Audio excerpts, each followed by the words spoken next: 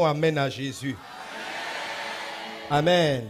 Le grand thème de cette série, c'est développer, apprendre à avoir une vie de prière efficace. Donc nous sommes dans le grand thème de la prière. Dis avec moi, la prière. La prière. Dieu répond aux prières. Les prières sont puissantes. Les prières guérissent les nations. Les prières transforment les villes, transforment les pays. Par la prière, tu fais descendre la gloire de Dieu dans ta maison. Les situations qu'on disait impossibles sont résolues par la prière. La prière change ta vie spirituelle. La prière a la puissance de changer ta vie sociale.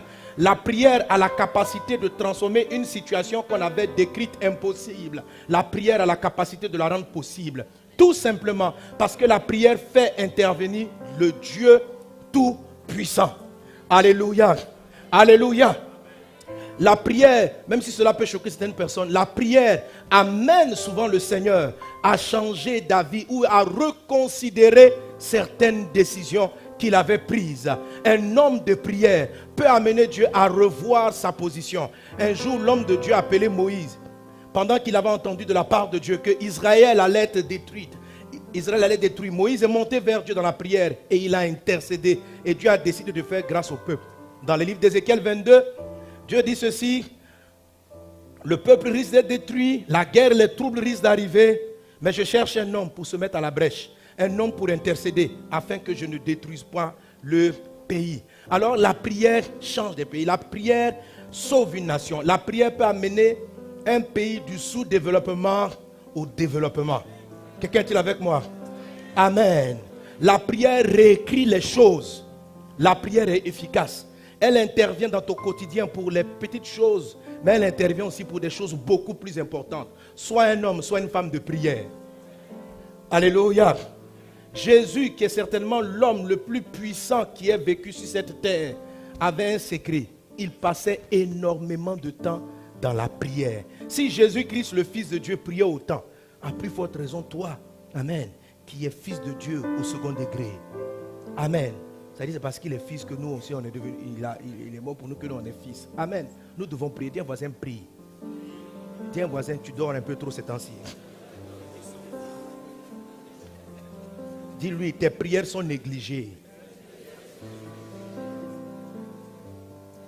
Dis-lui, tu penses au lieu de prier. Il y a des personnes qui croient que leurs pensées sont des prières. Donc ils sont couchés, ils pensent seulement, oh Dieu, oh Dieu. Non. Jésus a dit, tout ce que vous demanderez en priant. Parce qu'il y a plusieurs manières de demander. On n'a pas dit tout ce que vous allez demander en pensant. On n'a pas dit tout ce que vous allez demander en souhaitant simplement. Non, on dit tout ce que vous demanderez en priant. L'action de la prière doit être manifestée. Tu dois te mettre à genoux dans ta chambre et tu dois demander à Dieu distinctement les choses. Tu dois prier pour ta maison. Tu dois prier pour tes enfants. Si tu es élève, tu dois prier pour ta classe. Tu dois prier pour que Dieu délivre tes copains. Tu dois prier pour tes études. Prie pour comprendre. Amen. Pour être plus intelligent, prie pour tout. Demande la grâce de Dieu en toutes choses. Est-ce qu'on est ensemble? Est-ce qu'on est ensemble? Dis à un voisin, prie. Mes amis, la prière est efficace. Mais la prière qui ouvre un chemin entre le ciel et nous peut faire l'objet d'entraves, de blocages. Et c'est ce dont nous sommes en train de parler. Et l'élément principal qui vient faire obstacle à nos prières, c'est le péché. C'est le péché. Et la Bible dit qu'il y a différentes sortes de péchés. Vous savez une chose que j'ai remarqué avec Jésus? Je ne l'ai jamais vu dans les évangiles mettre la responsabilité des problèmes d'une personne sur ses parents. C'est nous aujourd'hui, on parle beaucoup de l'hérédité, mais tu n'as jamais vu Jésus arriver, dire à une personne, si tu es bloqué, c'est parce que ton aïeux a fait ça. Je ne dis pas que les liens d'hérédité n'existent pas, mais je dis que Jésus amenait les hommes à prendre leurs responsabilités. Quel que soit ce que tes parents ont fait, Jésus te dit, tout peut être transformé à partir de ta personne. Donc il n'a pas envie de donner des excuses aux gens qui vont expliquer, mon frère, si je suis dans la misère, c'est parce qu'on ne m'a pas mis à l'école. Si je suis, depuis là, je n'arrive pas à me marier, c'est parce que dans notre famille, il y a un lien qui maintient le célibat. C'est faisable, c'est possible. Et ça arrive même souvent. Mais si Jésus demandait à chaque personne de prendre sa décision de prier parce qu'un homme pouvait réécrire quelque chose qui a été écrit dans les gènes de sa famille. Amen. Quelquefois, nous utilisons des choses pour trouver des excuses et pour nous consoler émotionnellement en disant « ce n'est pas de notre faute ». Non. Prends tes responsabilités. Change les situations. Réécris ta vie. Réécris ton histoire. Fais avancer ta situation. Ne reste pas dans la situation dans laquelle tu es aujourd'hui. Fais bouger les choses. Fais bouger les lignes. Dis à un voisin, fais bouger les lignes. Arrête d'expliquer.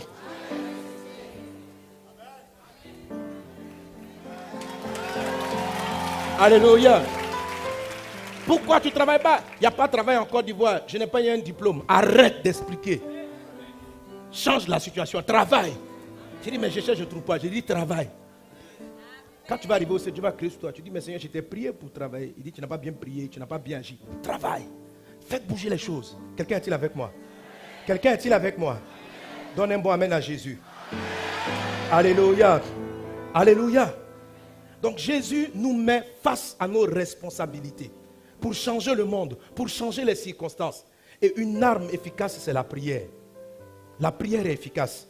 Mais nous sommes souvent déçus, ou quelquefois déçus de la prière, parce que nous trouvons que tout ce que nous demandons explicitement n'est pas toujours, n'est pas tout le temps exaucé. Pourtant, Dieu répond. Et la Bible dit que ce sont nos péchés qui mettent une séparation entre nous et notre Dieu. Et c'est vrai, on a développé un ensemble de péchés qui sont relatifs au corps, c'est-à-dire les péchés de la chair, les péchés manifestes comme l'impudicité, le mensonge, la tricherie, le vol, etc. Et depuis dimanche dernier, j'ai introduit d'autres types de péchés qui, eux, sont sournois parce qu'ils se passent au niveau de nos pensées, au niveau de notre être intérieur. Les péchés intérieurs sont très dangereux. Ils sont dangereux parce qu'ils sont pernicieux, parce qu'ils sont sournois, parce que personne ne les voit. Et tu peux difficilement être attrapé en flagrant délit de critiquer dans ton cœur. Tu vois? Et parce que ces péchés-là sont cachés, ne sont pas visibles, ils sont de plus en plus, ils sont très dangereux. La plupart des croyants et des hommes sous-estiment l'effet des pensées dans leur vie. Ne sous-estime pas les choses qui se passent dans ton être intérieur. Elles ont une incidence dont tu n'as pas idée. Elles sont puissantes. Que Dieu nous aide dans le nom de Jésus. Que Dieu nous aide dans le nom de Jésus. La plupart des péchés physiques ou des erreurs ou des liens dans le monde naturel, ce qu'on voit, surtout lorsqu'ils sont persistants, naissent du cœur et de l'âme. Ce sont des péchés dont l'origine, on a prié pour briser les liens d'impudicité, on a prié pour briser ces genres de péchés, mais souvent la source de ces péchés, ce n'est pas simplement une envie passagère de commettre l'impudicité qui est arrivée. C'est très souvent une pensée corrompue en nous. Quelque chose qui est à l'intérieur de nous qui ne fonctionne pas correctement. Et cette chose-là nous amène à ne pas faire les choses comme elles auraient dû faire. La paresse, par exemple. La paresse a pour origine notre être intérieur. Il ne faut pas prendre un raccourci pour dire dans notre famille là même, tout le monde est un peu comme ça. Non. Tu dois résoudre ce problème. Tu dois résoudre ce problème. Et des problèmes comme la paresse, le manque par exemple chronique de ponctualité, etc. Ce ne sont pas des problèmes qui viennent d'abord à l'apparence. Ils commencent à l'intérieur et particulièrement au niveau de notre âme. Il y a des péchés qui ont pour origine notre esprit. Il y en a d'autres qui ont pour origine notre âme. Matthieu chapitre 15, verset 19 à 20 dit ceci. Car c'est du cœur que viennent les mauvaises pensées. Les meurtres, les adultères, les impudicités, les vols, les faux témoignages, les calomnies. Voilà les choses qui souillent l'homme. Mais manger sans s'être lavé les mains, cela ne souille point l'homme. La Bible dit même les péchés comme l'impudicité ont pour origine le cœur. Quand la Bible dit le cœur, la Bible parle de l'âme en première position. Quelqu'un est là avec moi? Quand la Bible dit c'est du cœur que viennent les mauvaises choses, ça veut dire que quelqu'un devient meurtrier à cause de ses sentiments et de ses émotions ou de ses mauvaises habitudes. Est-ce qu'on est ensemble? Est-ce qu'on est ensemble? Il ne faut pas sous-estimer Les péchés de l'âme, alors, c'est les émotions ou les sentiments qui n'ont pas lieu d'être, les mauvais sentiments. Par exemple, la méchanceté. Avant d'être manifeste, la méchanceté est dans le cœur.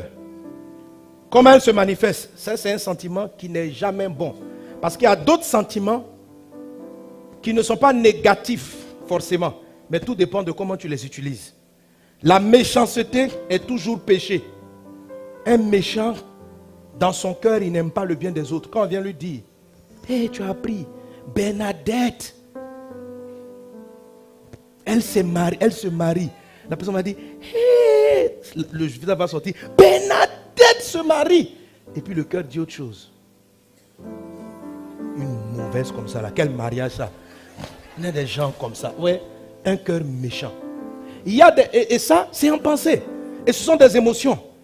C'est-à-dire, quand il y a des informations, lorsqu'on les entend, les pensées qu'on a sont méchantes. Des personnes viennent nous solliciter pour demander un service. Le premier sentiment qu'on éprouve, ce n'est pas de la compassion vis-à-vis de la personne qui a un problème. Souvent, ça peut être de la méchanceté, du rejet. Mais c'est-à-dire, avant, il y a ce que tu penses, et puis après, il y a ce que ta bouche va dire. Tu me dis, pourquoi il se lève quand il me demande? Il croit qu'on ramasse l'argent. Et puis maintenant, la bouche dit autre chose. Oh, mon ami, ça va? On dit, c'est un peu dur, Abidjan est dur. Mais c'est que la manière dont tu l'as insulté, là. Quand il a tourné le dos, il a des faux types comme ça. Et puis le cœur a pensé comme ça. Hey! Voilà ce que tu ressens. Maintenant, il y a ce que tu as dit, mais il y a ce que tu ressens. Et comme personne n'entend ce qu'on ressent, quelquefois c'est tellement fort quand même qu'on voit ça sur le visage. Mais le plus souvent, et la majorité de ces émotions, personne ne les perçoit. Et c'est ce qui nous amène à nous tromper. On croit que ça n'a pas d'effet. Détrompe-toi. Ça a puissamment de l'effet sur ta vie. Et plusieurs personnes ont été convaincus à un moment donné que Dieu avait répondu à leur prière. Mais arrivé au terme, sur le chemin d'atteindre Jésus, quelque chose s'est passé. Et la chose qui avait commencé à fonctionner s'est arrêtée net. Qu'est-ce qui a pu se passer? Oh, la personne regarde, elle n'a pas volé, elle n'a pas commis impudicité, elle n'a pas menti. Écoute, tes sentiments ont pu changer. Ne sous-estime pas ce qui se passe dans ton cœur. Ça veut dire, amen, on peut avoir le texte à l'écran, Proverbe 4, 23. Amen. Garde ton cœur plus que toute autre chose. Ça veut dire, surveille ton cœur plus que tu surveilles ton argent. Surveille ton cœur. Et surveille le cœur, ça signifie quoi? Surveille tes sentiments. C'est ce que ça signifie. Surveille, ça veut dire, regarde, tu penses à quoi? Considère ce à quoi tu penses. Quand tu as salué le monsieur, tu penses à quoi? Il y en a qui dit, il y a des sentiments de mépris. Faux type comme ça. Tu as juste pensé. Il y en a quand tu l'as salué, tu as juste pensé. Beaucoup se plaignent, le ciel est fermé. Le ciel n'est pas fermé. Le ciel a été ouvert sur ta vie. On a fait des programmes, ciel ouvert. On a ouvert, déchiré même. Quelques personnes en profitent. Un grand homme n'en profite pas. On dit non, mon ciel n'était pas bien ouvert. Le ciel était ouvert. Jésus a dit à Pierre, viens. Le ciel était ouvert. Mais Pierre n'est pas arrivé jusqu'au bout. Jusqu'à cause de ses sentiments. Dis avec moi. Mes sentiments. Honorer Dieu. Et les sentiments ont le propre d'être très variables. Et ça les rend encore négatifs. Donc, dans les péchés des sentiments, il y a les sentiments qui varient. Un moment, tu es amoureux de quelqu'un, après, tu es amoureux de ton mari, de ta femme, et puis un coup, tu n'es plus amoureux. Les gens se marient à cause des sentiments. J'ai enseigné là-dessus. Le sentiment ne détermine pas le mariage. La plupart des foyers ont des problèmes parce qu'ils se marient en fonction des sentiments, ce qu'ils ressentent. On a établi dans les films qu'on se marie parce qu'on est amoureux. C'est faux.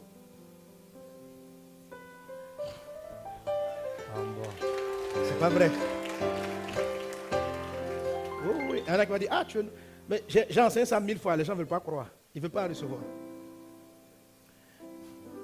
quand je vais donner la solution des sentiments, vous allez voir. Les sentiments, on ne constate pas un sentiment. On prend la décision de ce qui est juste. Et puis après, les sentiments s'alignent. Si tu vis au gré des sentiments, les sentiments ont pour propre d'être variables dans le temps. Je te suis en train de dire, par exemple, quelle que soit la personne que tu veux épouser, il y a toujours une chose dans sa vie qui a attiré ton attention. Peut-être tu n'en es pas conscient. Peut-être c'est son regard, c'est sa façon d'être, sa manière de sourire, etc. Donc, il y a une chose dont tu tombes amoureux, toujours. Mais tu ne sais pas c'est quoi. Tu dis, non, quand je le vois, il peut me tuer. Tout ça là. Peut-être ses yeux, sa manière de marcher, sa manière de parler, sa vie de prière. En tout cas, il y a quelque chose plus ou moins qui a frappé ton attention. Ok? Et qui fait que tu déploies des sentiments amoureux vis-à-vis de cette personne. Quand vous entrez dans le mariage, si ton cœur se focalise beaucoup plus sur les défauts de la personne, le sentiment là va disparaître. Tu étais amoureux de sa démarche. Maintenant vous êtes dans la maison, tu as vu sa démarche, Donc il n'a plus rien à te montrer dans la démarche. C'est-à-dire, quand tu le vois, non, la manière dont il vient, il se tient à l'église, il parle, son parler. Quand il parle, maintenant là, tu as entendu son parler. Quand il parle, il a des expressions. Tu es dedans. Donc tu es habitué à ça. À un moment donné, ça ne va plus rien te dire. Et tu vas aller ailleurs. Ton cœur va aller ailleurs.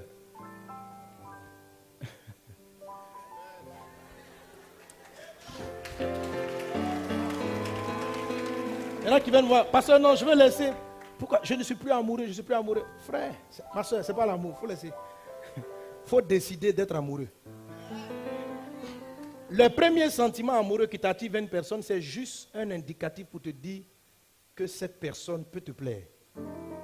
Mais quand vous commencez à cheminer, c'est juste pour observer et savoir si tu vas prendre la décision. Et quand tu as décidé, ce ne sont plus, à partir de cet instant, ce ne sont plus tes sentiments qui orientent ta relation. C'est pourquoi la Bible ne dit pas, parlant des relations homme-femme, la Bible utilise la forme impérative. Marie, aime ta femme. Or, on ne donne pas un ordre à des sentiments. On ne peut pas dire à quelqu'un, c'est obligé, sois amoureux. L'amour est une réaction. On ne peut pas dire, premier commandement, Marie, sois amoureux. Non, il constate qu'il est amoureux ou il constate qu'il n'est pas amoureux. Quand on dit amoureux, le plus souvent, c'est relatif à des sentiments. Amen. Mais l'amour de Dieu, qu'on appelle agapé, c'est une décision. Tu décides. Et puis après, tu vas te rendre compte que le sentiment même vient là-dessus, vient confirmer ça. C'est le sentiment, c'est ta décision qui te dirige et non tes sentiments qui te dirigent. Mais il faut les sentiments. Je ne suis pas contre les sentiments. Oui, il faut être amoureux de son conjoint. Il faut être toujours amoureux de sa femme. Amen. Mais il faut être amoureux parce que tu as d'abord décidé. Bon, bref. Si tu n'as pas compris, ce n'est pas grave. Réécoute l'enseignement sur... Prends toute la série que j'ai donnée sur le mariage. Je t'assure, ça peut sauver ton foyer en ce moment. Ça va sauver ton foyer. Parce que quand vous passez par des périodes où vous êtes déçus l'un de l'autre, l'amour s'en va.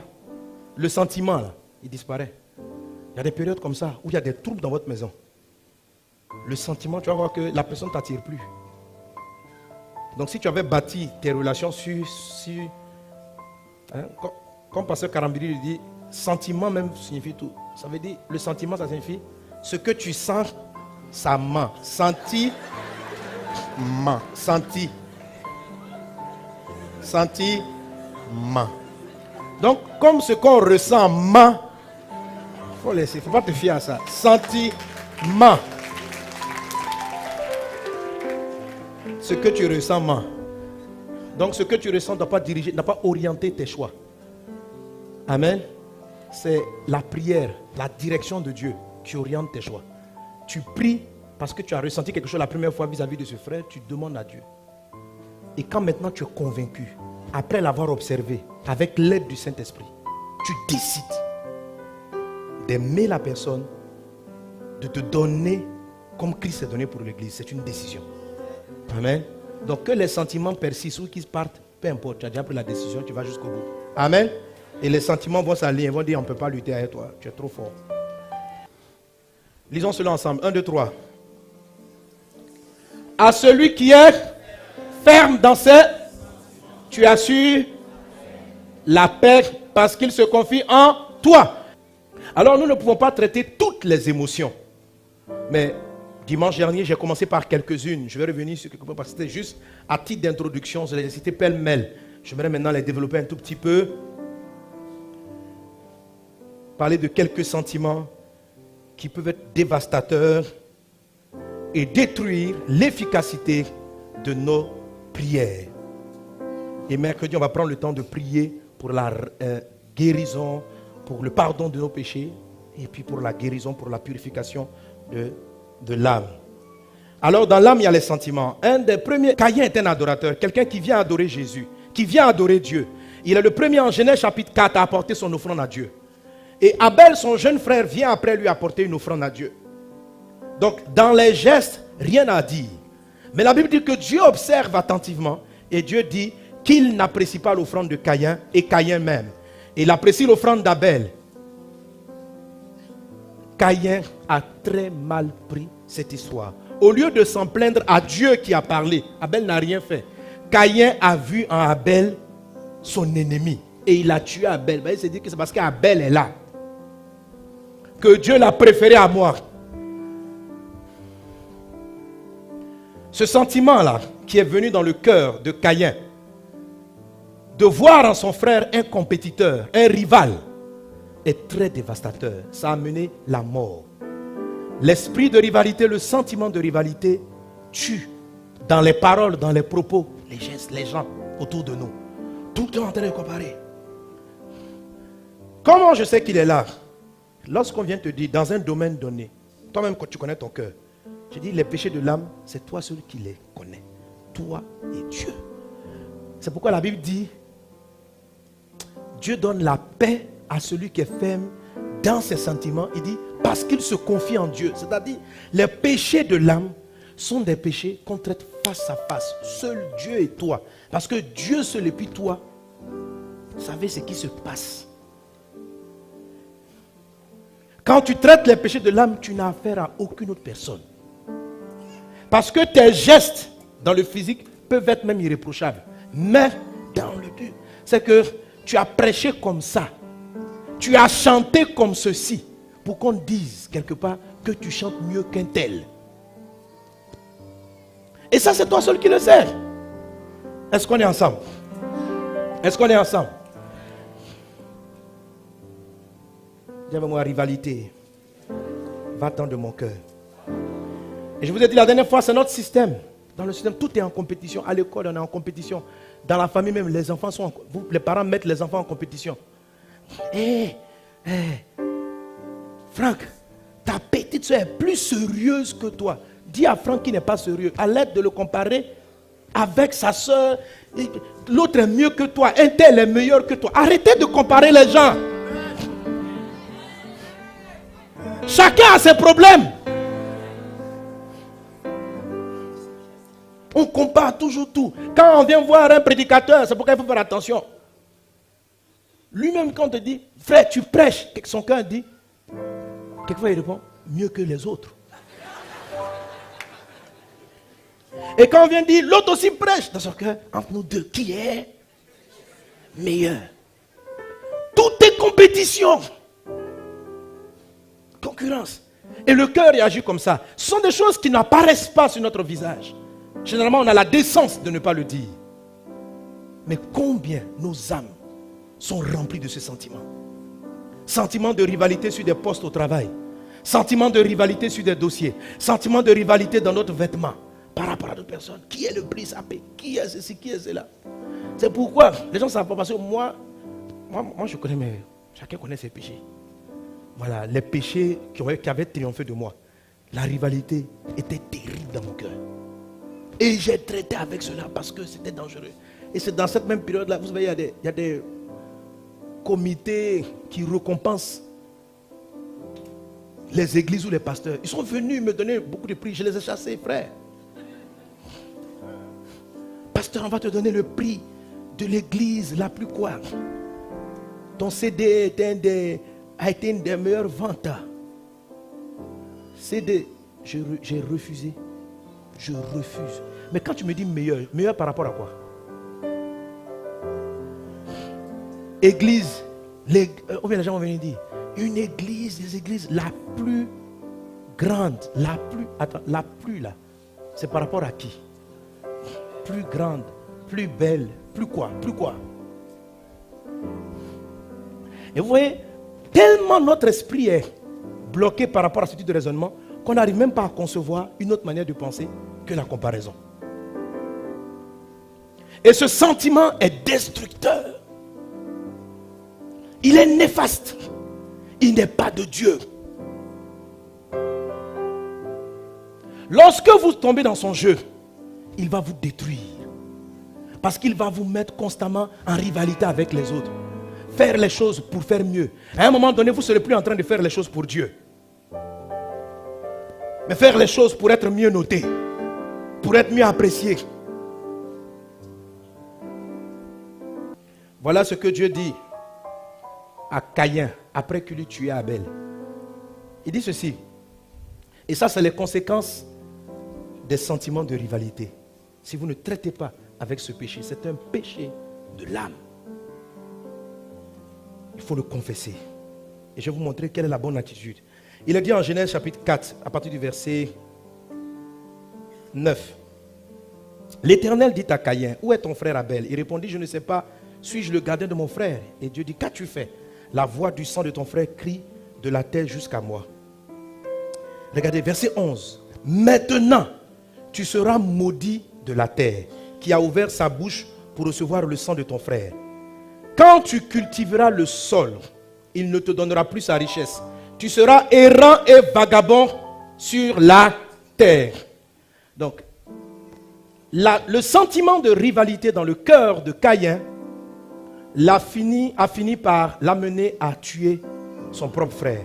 Aujourd'hui, on ne va pas tuer les gens forcément physiquement, mais dans les paroles, dans les petites critiques, dans les petites corrections pour dire, quand on te parle de ton concurrent, de celui avec qui tu penses compétir, on dit, il a fait ça, c'est bien. Yo. Lui, il prend son argent chez ses parents. C'est ça, c'est un héritier. C'est-à-dire que des petites paroles d'ajustement, même elles peuvent être justes, mais ce qui t'amène à dire ça, c'est parce que lorsqu'on l'a félicité, on l'a élevé devant toi, ça t'a fait mal dans ton cœur.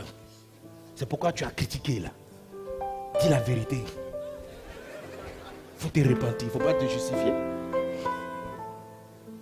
Fuyez la rivalité, fuyez les gens qui veulent vous comparer aux autres.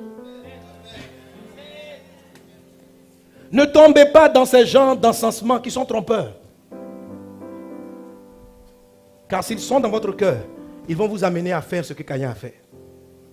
Tuer par les paroles, dans les pensées. Il y en a qui vont jusqu'à souhaiter, qui sont à l'église et qui peuvent souhaiter la mort d'une autre soeur parce qu'elle veut prendre son mari. Oui. Tu peux être une femme tranquille, tu marches dans la rue comme ça, et puis ta camarade vient, elle te salue froidement, tu ne sais pas pourquoi. Tu lui as fait quoi? Or, elle sent que pour elle, tu es sa rivale. Parce que tu as pris l'homme qu'elle aurait voulu. Et dans son cœur, elle est là. Elle prie, elle souhaite. Si un jour on apprend qu'un malheur est arrivé à l'autre, dans sa bouche, elle va dire, elle a eu ses problèmes. Et mon Dieu, ça c'est la bouche. Le cœur dit, Alléluia. Il semble que Dieu se souvienne de moi. Mon heure arrive. Dieu m'avait dit que c'était mon mari. C'est diabolique. Si tu as ce genre de pensées, ce sont des pensées de meurtre. On souhaite que le concurrent ferme, qu'il tombe.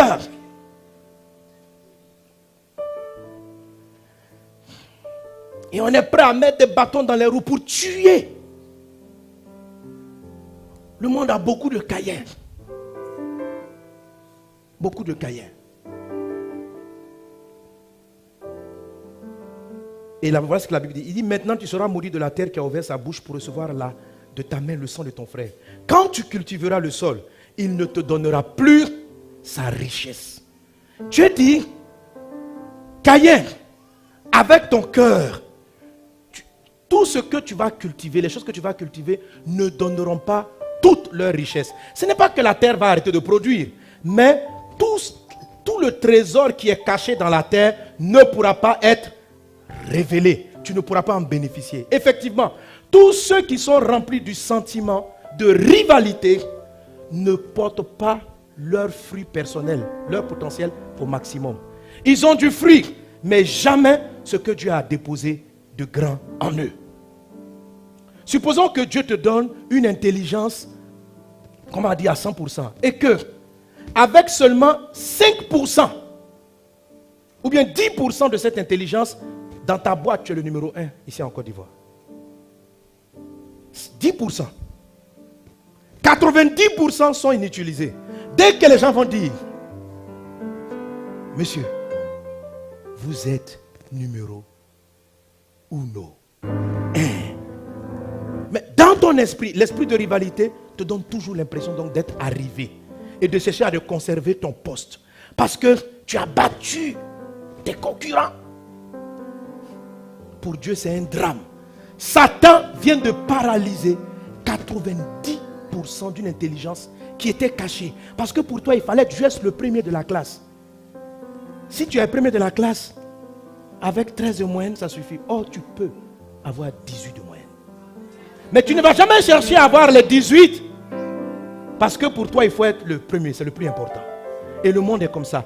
Avec le sentiment de rivalité, Satan tue l'intelligence des gens. Il tue les choses inestimables que Dieu a déposées en chacun de nous. Parce qu'on cherche à faire juste mieux que les autres. À être mieux vêtu, à être mieux apprécié. Ce sentiment peut sembler légitime, on dit, mais ça nous permet d'avancer. Ce n'est pas une bonne source de progression. Cette source de progression va te limiter juste à la limite supérieure de ce que tu as dépassé. Et tu ne pourras jamais déployer le maximum qui est en toi. La Bible dit, Dieu dit à Caïn, la terre, tes produits, tes projets ne pourront pas donner de toute leur richesse. Tu es beaucoup plus riche que cela. Tu es beaucoup plus intelligent que ce que tu as vu. Tu es capable de faire mieux que ce que tu as toujours fait. Tu es capable d'aller au-delà. Là où tu t'es arrêté aujourd'hui. Il faut que tu enlèves le sentiment de rivalité. Ton Dieu t'a légué un vaste héritage, immense. Mais tu te contentes de petit peu. Parce que le petit peu te permet d'être parmi les meilleurs. Bannissez de votre cœur ce sentiment. Il est trompeur.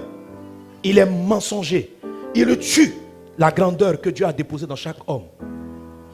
Vous êtes des champions. Tu es plus grand que ce que tu as connu jusqu'à présent. Mais tu ne peux pas trouver ta grandeur en dehors de toi. Elle se trouve en toi. L'intelligence supérieure que Dieu t'a donnée, tu ne peux pas la comparer avec les autres. Elle est en toi-même. Sois ton propre concurrent. Quand tu as fini de faire 5, dis si j'ai pu faire 5, certainement je peux faire 6. Tu fais 6, tu arrives à 10. Tu dis, laisse les autres tranquilles là. Regardez déjà, avec ça, j'ai pu atteindre cette limite. Et Dieu, il faut que je fasse mieux la prochaine fois. Je vais faire mieux. Donc tu as eu 16 de moyenne, tu as eu 13 de moyenne. Même si tu es déjà premier de la classe. Laisse-les. Le maître vous dit, premier, prix d'honneur. Tu dis non, il ne faut pas me donner le prix. Parce que si tu prends, bon, prends quand même le prix, c'est pas grave, prends. C'est pas comme moi, amen. Mais quand tu prends, ne t'arrête pas. Parce que Dieu ne t'a pas encore récompensé. C'est Dieu qui sait ce qu'il t'a donné. Dieu ne va pas te récompenser en fonction de tes amis. Dieu va te récompenser en fonction de ce qu'il t'a donné. Alors, que faut-il faire? La première des choses, je l'ai déjà dit, il faut se juger soi-même. Amen. Si le sentiment de rivalité peut exister, comme je l'ai dit tantôt, il n'est pas à l'encontre des autres. Il est par rapport à nous-mêmes. L'apôtre Paul le dit en Galates chapitre 6, versets 3 à 5.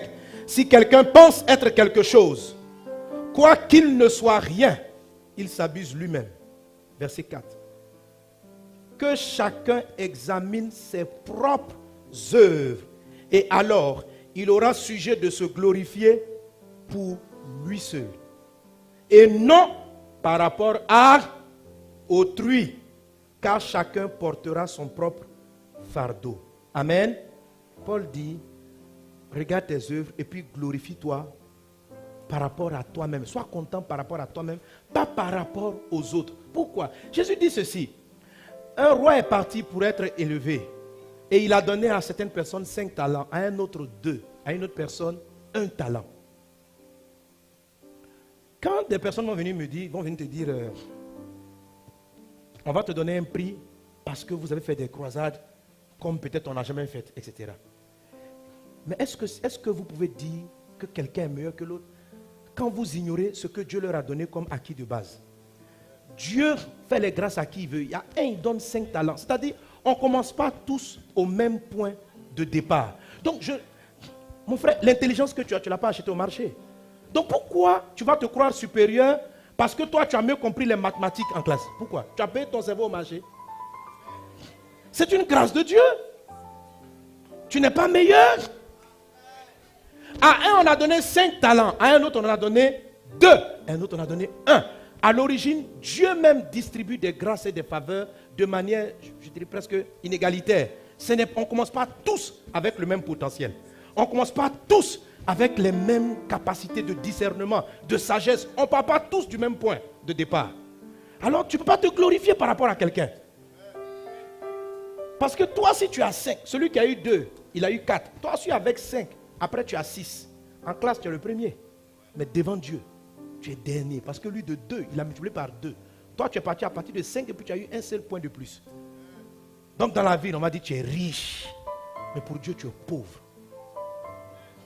Parce que les 5, c'est un don. Ce qui fait ta valeur, c'est ce que tu as ajouté. Pas ce qu'il t'a donné au départ. Et qu'est-ce que tu t'as donné? Ton intelligence. Tu comprends le français mieux que les autres. Quand tu arrives en classe, tu comprenais. Et puis tu parles même à l'école avec quelqu'un. La personne peut être intelligente comme toi. Mais dans la période où vous êtes en classe, elle vit des drames dans sa famille. La personne n'a pas le temps de se concentrer sur son travail. Ce qui fait qu'elle n'arrive pas à avoir le CP. Parce que quelque temps avant, son papa est décédé. Il n'y avait plus d'argent pour le mettre. Donc, tu vois, on ne peut pas se comparer avec les gens. Parce que tu n'as pas eu les mêmes circonstances. Maintenant, si cette personne, dans sa situation défavorisée, s'élève et s'en sort, et finit par atteindre ton niveau et te dépasser, qui est meilleur? Non, même à atteindre ton niveau, Dieu sait d'où elle est partie pour atteindre ce que toi tu as fait. C'est pourquoi tu ne peux te comparer qu'à toi-même. Tu sais à partir de quoi tu pars. Et tu sais à partir de quoi. Quand tu orientes ta pensée de la sorte, tu vas commencer à progresser. Et ta limite sera infinie. Parce que celui qui est en toi, la Bible dit, or à celui qui peut, par la puissance qui agit en nous, infiniment au-delà de tout ce que nous imaginons et pensons. Alors, toute la richesse que Dieu a déposée en toi va commencer à apparaître. L'esprit de rivalité tue notre potentiel. Tue nos trésors. Amen. Je dirais même, c'est presque scientifique. La joie en toi, la joie, le fait d'être plein de joie à l'intérieur, ça favorise la manifestation des richesses cachées en toi. Oui. La tristesse, les angoisses, la colère, c'est tout ça qui donne les cancers, les ulcères. Et ce n'est pas seulement physique, ça atteint ton âme, ça atteint ton esprit. Ça te donne un cancer émotionnel, cancer spirituel. Ça tue ton intelligence tellement tu es irrité du bonheur des gens. Donc il y a des gens qui sont dans l'église. Ils trouvent que tout le monde les gens sont trop pécheurs pour mériter quoi que ce soit. C'est aussi une forme de rivalité. Mais une forme de rivalité dite spirituelle. La Bible dit ceci. Toute grâce, Jacques 1, 17, toute grâce excellente, tout don parfait vient de Dieu. Amen. Alléluia. Dans Matthieu chapitre 18, il dit ceci. Dieu fait lever son soleil sur les bons comme les mauvais. Dieu fait tomber la pluie sur les justes comme les injustes. Donc il y a des gens méchants sur la terre à qui Dieu donne la pluie et la faveur. Pourquoi Dieu le fait? On ne le sait pas. Alors, quand tu te mets en colère contre la réussite des méchants, c'est Dieu que tu attaques. Célèbre le succès des gens, même s'ils sont méchants. Le méchant, tu sais, toi-même tu sais qu'il a triché. Jésus a dit ceci, à moi la vengeance, à moi la rétribution. Toi seulement, bénis Dieu. Pas pour la vie de la personne. Parce que ce n'est pas un mérite. Dieu a décidé de lui faire grâce. Et de lui donner, de réussir, d'avoir des portes qui sont ouvertes. Franchement, jusqu'à présent, moi-même je ne comprends pas. Pourquoi Dieu fait briller des méchants. C'est-à-dire, moi-même je suis là et dis, je ne comprends pas. Il dit, mais Dieu, le gars il est bizarre. Comme tu sais qu'il fait la sorcellerie, il envoûte tout le monde et puis tout lui réussit. Dieu fait tomber la pluie sur les justes comme les injustes. Que son règne, que sa volonté soit faite. Donc, si ça marche pour lui, pas le fait qu'il triche, si Dieu lui fait des grâces, bénis Dieu. Rends grâce à Dieu.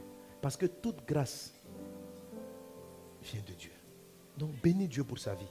Et laisse à Dieu le jugement, la vengeance, la rétribution. Quelqu'un est-il avec moi? Donc, célèbre Dieu. Si tu célèbres Dieu pour le succès des autres, tu vas voir que ton cœur va commencer à changer. Et c'est ainsi que tu vas te purifier de la pensée de rivalité. Est-ce qu'on est ensemble?